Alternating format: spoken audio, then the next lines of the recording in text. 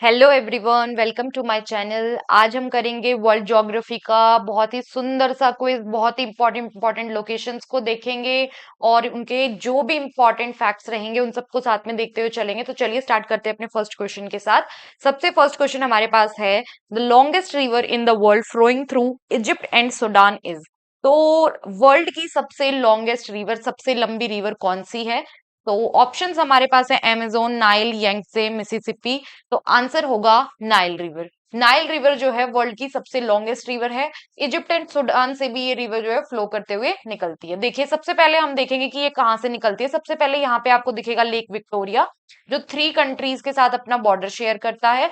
जो हमारे पास है केनिया, तंजानिया और युगांडा।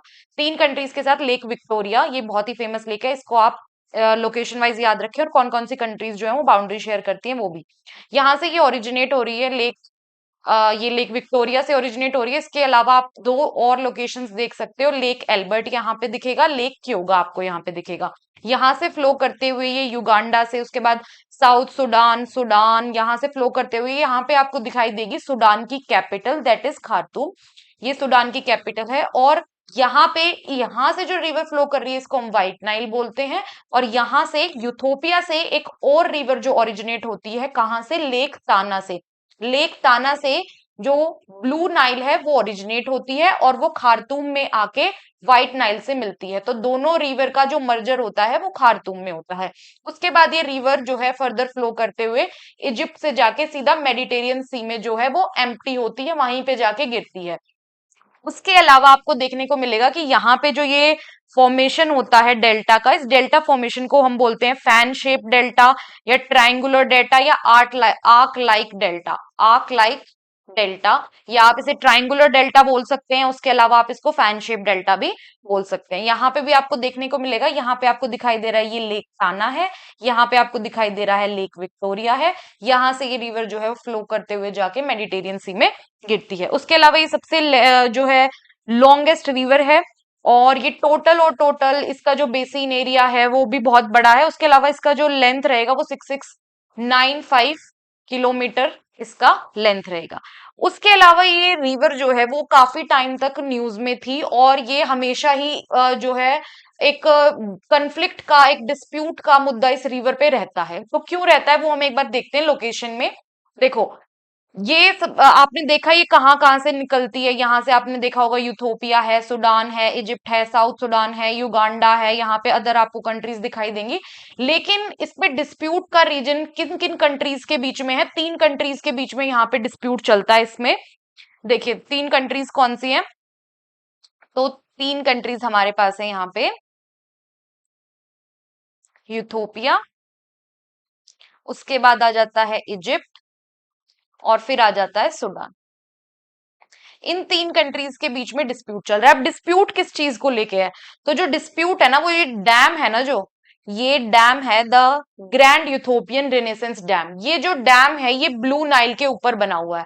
अगर ब्लू नाइल के ऊपर ये डैम बना है तो मतलब कि यहाँ पे जो वाटर कंट्रोल जो रहता है वो हमारा यूथोपिया के पास है, क्योंकि ये यूथोपिया से ही निकलती है। ये ब्लू नाइल जो है वो यहाँ ही से ओरिजिनेट हो रही है, और उसके बाद ये फ्लो करते हुए जाएगी नॉर्थवर्ड्स। तो ग्रैंड यूथोपिया रेनेसेंस डैम जो है वो यूथोपिया ने जो है डैम कंस्ट्रक्शन किया था, ताकि वो लोग इलेक्ट्रिसिटी जो है वो प्रोड्यूस कर सके, क्योंकि वहां वाले रीजन में इलेक्ट्रिसिटी की बहुत ज्यादा प्रॉब्लम रहती है। 97% जो है ना इजिप्ट इस रिवर के ऊपर जो है अपने वाटर के लिए डिपेंडेंट रहता है।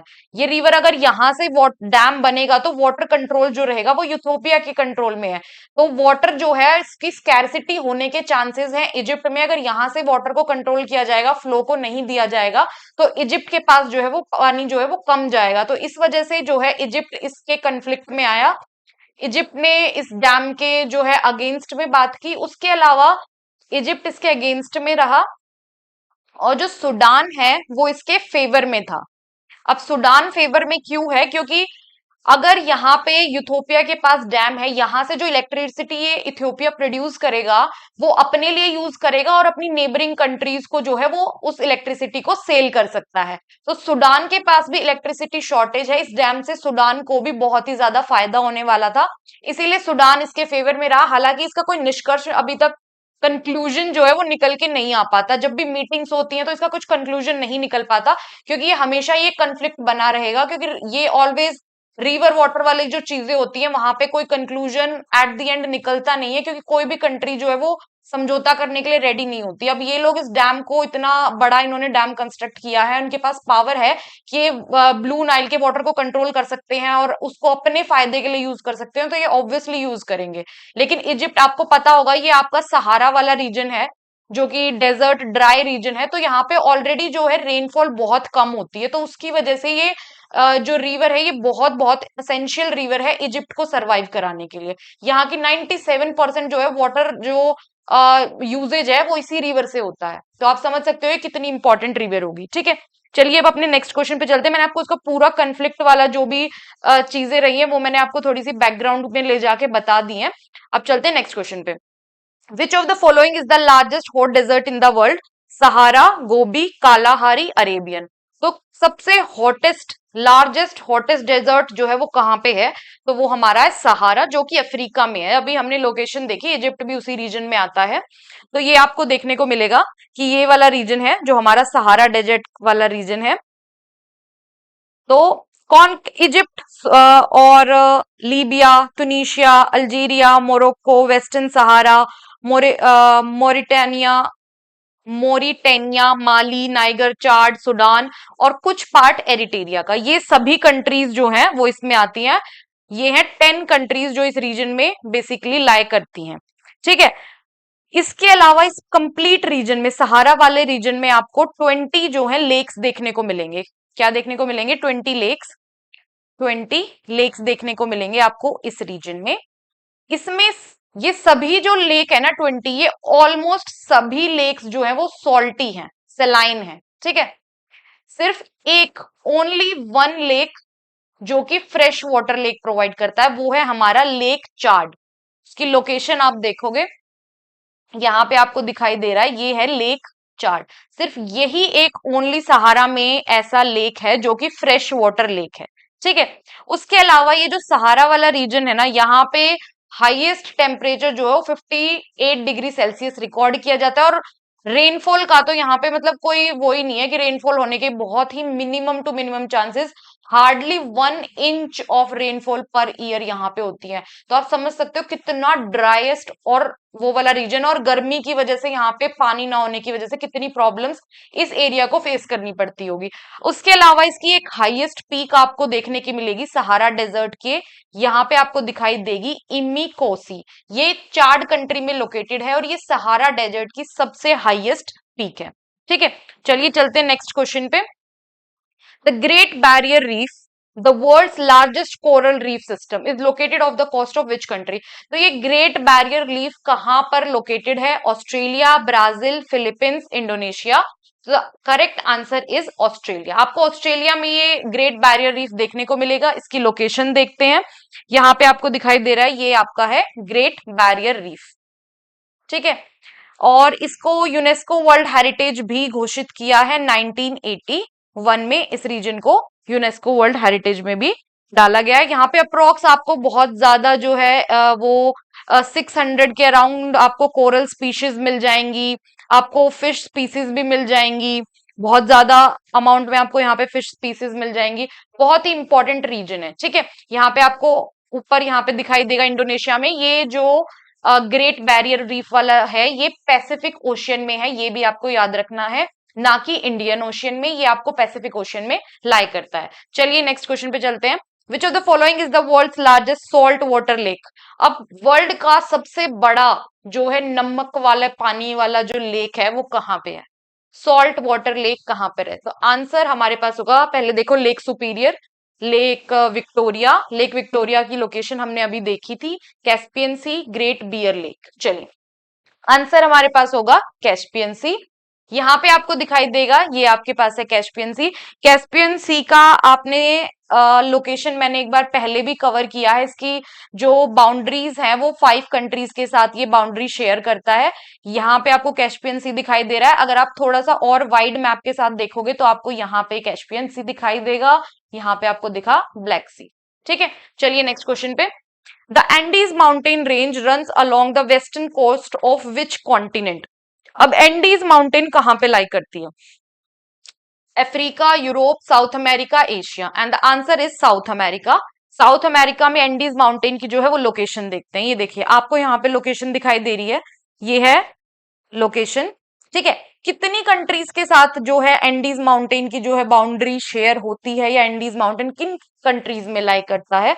आपको दिखाई देगा, यहाँ पे आपको दिख रहा है वेनेजुएला, यहाँ पे कोलंबिया, इक्वाडोर, पीरू, बोलीविया, चाइल एंड अर्जेंटीना। ठीक है, टोटल हमारे पास है 7 कंट्रीज। 7 कंट्रीज के साथ इसका जो है ये लाई करता है। उसके अलावा आपको यहाँ पे दिखाई देगा माउंट एंड इकोन इकोनका गुआ माउंटेन आपको यहाँ पे दिखाई देगा। तो ये जो माउंटेन है ना, ये जो एंडीज माउंटेन की सबसे हाईएस्ट पीक है, यहाँ पे आपको दिखाई देगी। ये लाई करती है अर्जेंटीना में, और यहाँ पे आपको दिखाई दे रही होगी ये रही। ठीक है, ये हाईएस्ट पीक है इस माउंटेन रेंज की।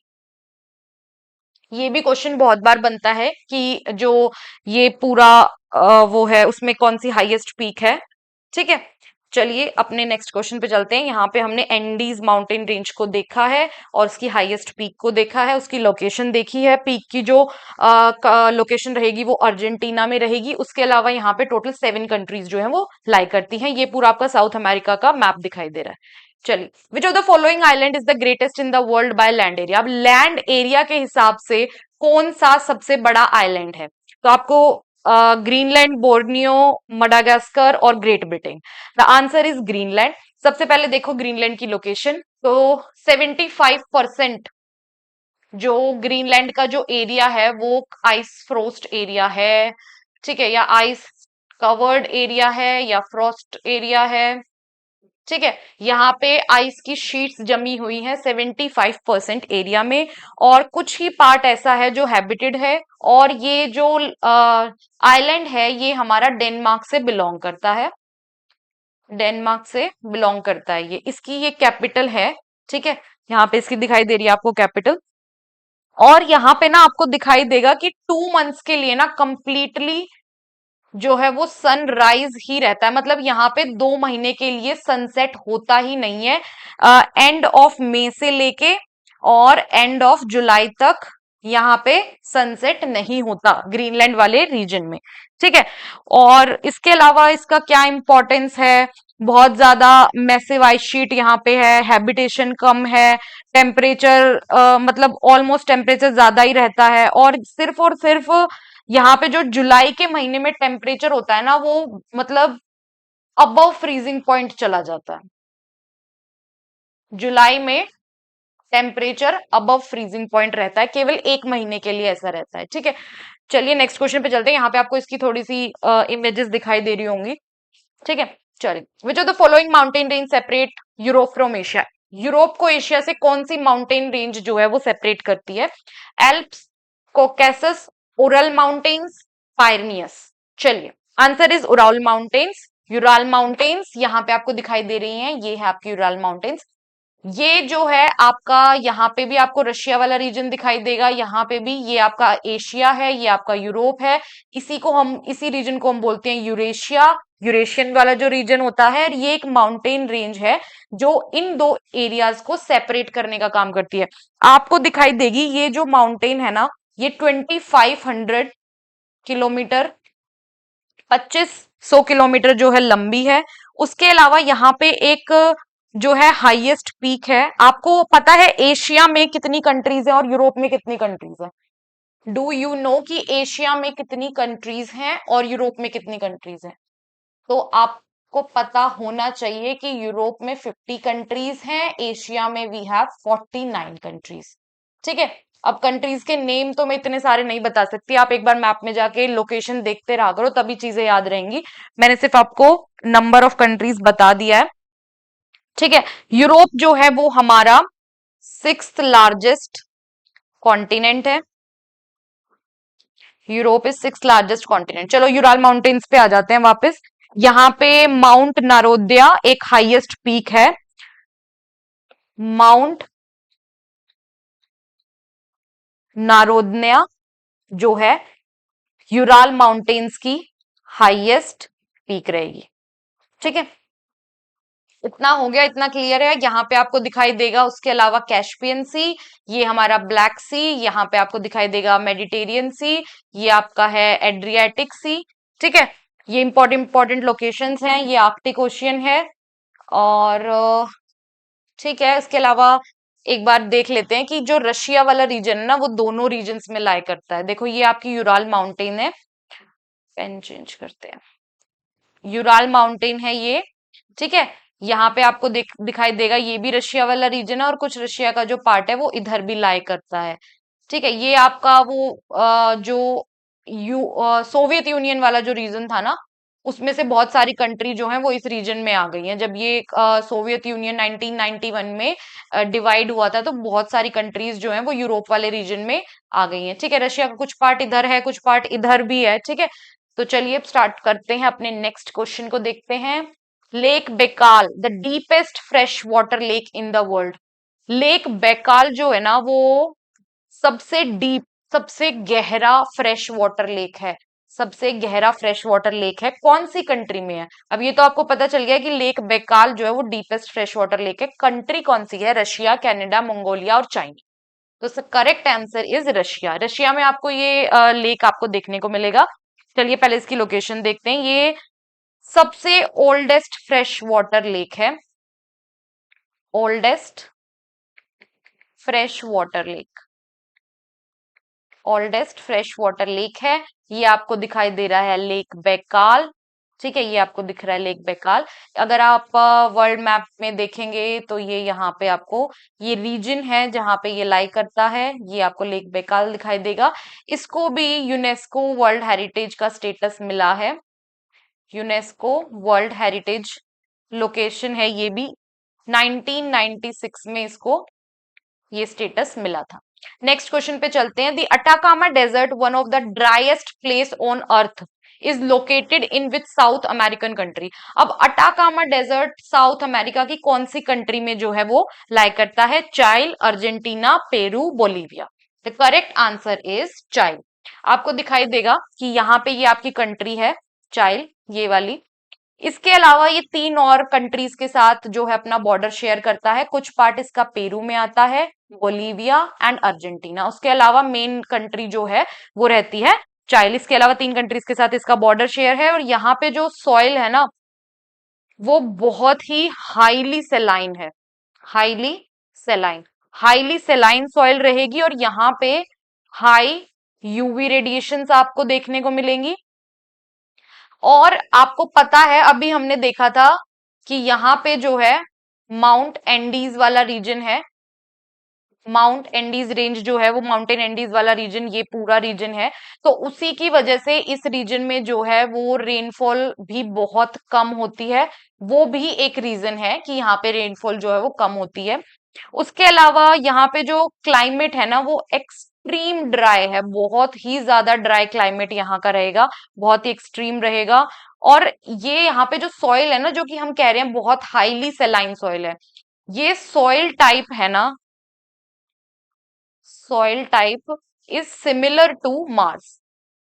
जो हमारा मार्स है, उस प्लेनेट से इसकी सॉइल को मैच किया गया है। इसकी सॉइल मार्स प्लेनेट से कुछ ना कुछ सिमिलर है, इसलिए जो है नासा के साइंटिस्ट इसका यूज कर रहे हैं कुछ इंस्ट्रूमेंट्स में, कुछ चीजों में। इसकी इंपॉर्टेंस मतलब इसीलिए बढ़ गई है क्योंकि ये इससे सिमिलर है। तो कुछ और एक्सप्लोर करने के लिए मार्स के रिगार्डिंग इस सॉइल का जो है वो यूज किया जा रहा है। ठीक है, उसके अलावा आपने इसकी बॉर्डर देख लिए हैं, और एंडीज माउंटेन की वजह से इसका ये जो है रेनफॉल वाला बहुत कम रहता है। अप्रोक्स आप कह सकते हो यहाँ पे 1 mm जो है पर ईयर रेनफॉल होती है। और इसका जो एटमोसफेयर है बेसिकली कूल एंड ड्राई है। ठीक है, ठंडा है लेकिन बहुत ही सूखा रीजन है ये। चलिए नेक्स्ट चलते हैं, नेक्स्ट क्वेश्चन पे। The Danube river flowing through multiple countries empties into which body of water. जो दानुबे रिवर है वो कौन से वाटर बॉडी में जाके अपने पानी को जो है छोड़ती है, एम्प्टी करती है? तो रीजन हमारा रहेगा, the answer is Black Sea. The answer is Black Sea. देखो लोकेशन, देखो सबसे पहले आप ये देखोगे कि यहाँ पे आपको दिखाई देगा, ये है आपका ब्लैक सी, जहां पे इसका वाटर जो है वो एम्प्टी होगा, किसका, दानुबे रिवर का। The river name is Danube. ठीक है, ये रिवर लाई करती है आपकी यूरोप में। इसका ओरिजिन कहाँ से होता है, इसका ओरिजिन होता है यहाँ से, दैट इज जर्मनी। यहाँ पे जर्मनी में आपको इसका ओरिजिन दिखाई देगा। उसके अलावा ये कौन कौन सी कंट्रीज से होके निकलती है, कहाँ कहाँ से ये फ्लो करती है, तो आपको दिखेगा ये यहाँ से जर्मनी से जो इसका ओरिजिन हो रहा है, उसके बाद ये जाएगी ऑस्ट्रिया, ऑस्ट्रिया और स्लोवाकिया, हंगरी और सर्बिया। यहाँ से ये वाला जो रीजन है ये है क्रोशिया और रोमानिया, मोल्दोवा। ठीक है, यहाँ से फ्लो करते हुए ये जो है ब्लैक ओशियन में जाके गिरती है। उसके अलावा यूक्रेन का भी यहाँ पे कुछ पार्ट जो है इसका लाई करता है, यूक्रेन वाला पार्ट, ये वाला पार्ट इसका यूक्रेन में लाई करता है, दिस पार्ट। ठीक है, तो ये इन कंट्रीज से जो है फ्लो करते हुए जाएगी। टोटल ये 10 कंट्रीज से फ्लो करती है। ठीक है, इसकी जो लेंथ रहेगी इस रिवर की वो रहेगी 2850 किलोमीटर। चलिए नेक्स्ट क्वेश्चन पे चलते हैं। Which of the following deserts is located in Africa. Africa में इनमें से कौन सा डेजर्ट है, कालाहारी डेजर्ट, मोजावे, गोबी, अरेबियन डेजर्ट। ठीक है, तो आंसर हमारे पास होगा कालाहारी डेजर्ट। इसके अलावा आप कमेंट करके मुझे बताना कि अरेबियन डेजर्ट कहाँ पे है, इसकी लोकेशन कहाँ पे है अरेबियन डेजर्ट की। तो ये देखो, यहाँ पे आपको दिखाई दे रहा है Kalahari.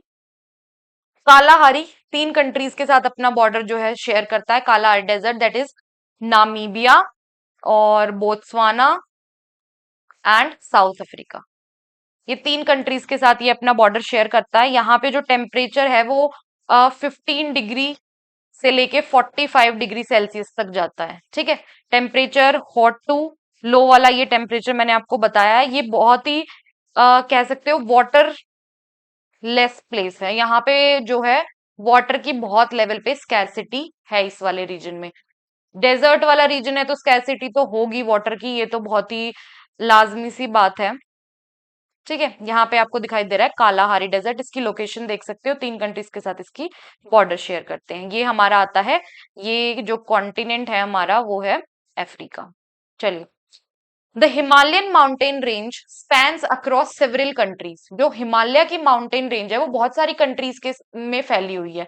Which of the following country does not have a part of. इनमें से कौन सी ऐसी कंट्री है जिसमें इसका पार्ट नहीं है, हिमालय का पार्ट जो है वो नहीं है। India, Nepal, Myanmar, Malaysia. India में तो है, हमें पता है हिमालय जो है वो इंडिया में लाई करते हैं। उसके अलावा नेपाल, म्यांमार और मलेशिया। तो जो सबसे फार कंट्री होगी उससे आइडिया लगा सकते हो, या आपको लोकेशन पता होगी तो भी आइडिया लगा सकते हो। इसका आंसर होगा मलेशिया। मलेशिया में इसकी कोई भी हिमालयन रेंज का पार्ट जो है वो लाई नहीं करता। यहाँ पे आपको देखने को मिलेगी। अच्छा, कौन कौन सी कंट्रीज में हिमालय लाई करते हैं वो हम एक बार देख लेते हैं। सबसे पहले आपको यहाँ पे दिखाई देगा नेपाल। ठीक है, फिर है चाइना, यहाँ पे है हमारे पास भूटान, इंडिया, क्योंकि ये वाला रीजन जो है वो इंडिया का लाई करता है। उसके अलावा पाकिस्तान, फिर यहाँ पे आता है अफगानिस्तान और यहाँ पे हमारे पास आएगा म्यांमार। ठीक है, ये सभी कंट्रीज के साथ ये लाई करता है। यहाँ से जो माउंटेन रेंज शुरू होती है वो है हमारी हिंदू कुश। हिंदू कुश माउंटेन रेंज से स्टार्ट होता है, एक सेकेंड। और यहाँ पे जो माउंटेन आपकी लाई करती है उसको हम कहते हैं रेखाइन माउंटेन। कौन सी, रेखाइन माउंटेन वाला रीजन जो है वो म्यांमार में लाई करता है। इसके अलावा इसको हम एक और नाम से जानते हैं जिसे कहते हैं अराकान माउंटेन रेंज, जो यहाँ पे हिमालयाज आती हैं यहाँ तक, और उसके बाद ये वाले रीजन में आने के बाद ये यहाँ पे ऐसे बेंड हो जाती है, और मलेशिया वाला रीजन जो है वो यहाँ पे लाई करता है। तो ये मलेशिया में नहीं जाती है, सिर्फ ग्रीन वाला जो रीजन है वहीं तक ये चीज लाई करती है। तो Malaysia is not part of this. ठीक है, यहां से आके यहाँ वाले रीजन में, यहां से जो आ रही है वो चाइना वाला रीजन है, यहाँ से चाइना वाले रीजन से आ रही है और यहाँ से ये आती है म्यांमार में। चलिए नेक्स्ट क्वेश्चन पे चलते हैं। Which of the following is the world largest land locked country. अब वैसी कंट्री का नाम बताना है जो वर्ल्ड की सबसे बड़ी लैंड, मतलब उसकी वो ऐसी कंट्री है जो अपनी ऑल बाउंड्रीज के साथ सिर्फ लैंड से ही कवर है, उसकी सारी जो बाउंड्रीज हैं वो सिर्फ लैंड कवर्ड है। तो इसका सही आंसर हमारे पास होगा कजाकिस्तान। देखिए कजाकिस्तान की लोकेशन देखो, landlocked country, world's largest landlocked country. यहाँ पे आपको दिखाई देगा रशिया, ये वाला भी रशिया वाला रीजन है, चाइना, किर्गिस्तान, उज्बेकिस्तान, यहाँ पे आपको दिखाई देगा तुर्कमेनिस्तान। तो ये वाला रीजन है।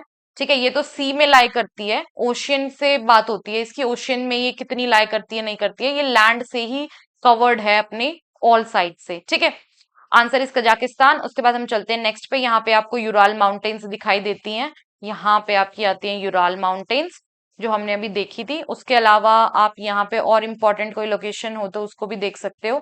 यहाँ पे लेक बलकश आपको दिखाई देगा, यहाँ पे जैसन लेक दिखाई दे रहा है। ठीक है, और आसपास की इंपॉर्टेंट कंट्रीज आप देख सकते हो, यहाँ पे आपको अफगानिस्तान, तजाकिस्तान, हालांकि ये कंट्रीज जो है इसके साथ बॉर्डर शेयर नहीं करती हैं। ठीक है, यहाँ पे आपको तजाकिस्तान का बॉर्डर जरूर इसके साथ शेयर करता हुआ मिलेगा। नहीं, तजाकिस्तान भी अपना बॉर्डर शेयर नहीं करता है, यहाँ पे ये कट हो रहा है। ठीक है, ये वाला जो पार्ट है ये पूरा उज्बेकिस्तान का पार्ट है जो इसके साथ अपनी बॉर्डर को शेयर करता है। चलिए, ठीक है, चलिए नेक्स्ट क्वेश्चन पे चलते हैं। The southern most point of mainland Africa is located. अब साउथ अफ्रीका का साउथर्न मोस्ट पॉइंट कौन सा है? आप में से इस पूरे जो ऑप्शंस है ना, Cape Horn, Cape Agulhas, Cape of Good Hope, Cape Renga, तो इनमें से जो भी आंसर होगा ना उनमें से एक ही आंसर आपने सुना हुआ होगा, वो है केप ऑफ गुड होप, जो कि हमने हिस्ट्री में पढ़ा होगा। ठीक है, लेकिन इसका सही आंसर क्या है? चलिए, सही आंसर इसका केप ऑफ गुड होप नहीं है, ये आंसर गलत है, सॉरी। ठीक है, ये आंसर नहीं होगा इसका, करेक्ट आंसर होगा केप एगुलस। तो एक बार इसकी लोकेशन दिखा देती हूँ मैं आपको, तब समझ में आएगा। जो हमसे पूछा है कि जो अफ्रीका का सबसे साउथ वाला जो पॉइंट है, Cape of Good Hope, Africa में ही लाई करता है, साउथ अफ्रीका में ही लाई करता है, लेकिन ये इसका साउथर्न मोस्ट पॉइंट नहीं है। ठीक है, चलिए लोकेशन देखते हैं। यहाँ पे आपको दिखाई देगा केप टाउन। ठीक है, ये आपको दिखाई दे रहा है केप ऑफ गुड होप, यहाँ पे किंग हैंकिप और केप एग्युलस, ये हमारा करेक्ट आंसर है। ठीक है, ये हमारा करेक्ट आंसर है, ये साउथर्न मोस्ट पॉइंट है जो कि साउथ अफ्रीका में लाई करता है। Cape Agulhas is the right answer, Cape of Good Hope यहाँ पे लाई करता है, तो ये इसका करेक्ट आंसर नहीं है, ये करेक्ट आंसर नहीं है। ठीक है, चलिए नेक्स्ट क्वेश्चन पे चलते हैं। Mount Kilimanjaro the highest peak, mount Kilimanjaro जो कि हाईएस्ट पीक है अफ्रीका की, वो कहाँ पे लोकेटेड है, कौन सी कंट्री में लोकेटेड है? ठीक है, आंसर हमारे पास है तंजानिया। अब पहले तंजानिया की लोकेशन देखते हैं। देखो, ये आपको तंजानिया दिखाई दे रहा है, ये हमारी अफ्रीका कॉन्टिनेंट की एक कंट्री है, ये आपको माउंट किलिमंजारो दिखाई दे रहा है। अब जो माउंट किलिमंजारो है वो हाईएस्ट पीक है अफ्रीका की, हाईएस्ट पीक ऑफ अफ्रीका। और mount Kilimanjaro basically volcanic activity से बना हुआ है, ये वोल्केनिक पीक है, वोल्केनिक पीक है, वोल्केनिक माउंटेन आप इसे कह सकते हो।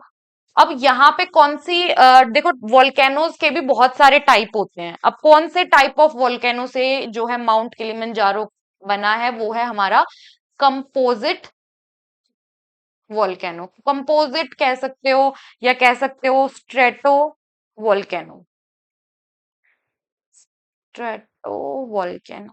ठीक है, अब ये होता क्या है कि हमें पता है कि वोल्केनो कैसे इरप्ट होता है, ये आपकी वेंट है, यहाँ से जो है वो लावा बाहर आएगा, मैग्मा बाहर आएगा, अंदर जब रहता है तो मैग्मा बोलते हैं, बाहर फ्लो करता है तो हम इसे लावा बोलते हैं। तो ये लावा बहुत ही विस्कस होता है। ठीक है, जब ये फ्लो करेगा तो ये यहीं पे जो है सेटल होना शुरू हो जाएगा, ऐसे लेयर्स में सेटल होना शुरू हो जाएगा, और तभी जो है माउंट किलिमंजारो का फॉर्मेशन हुआ है।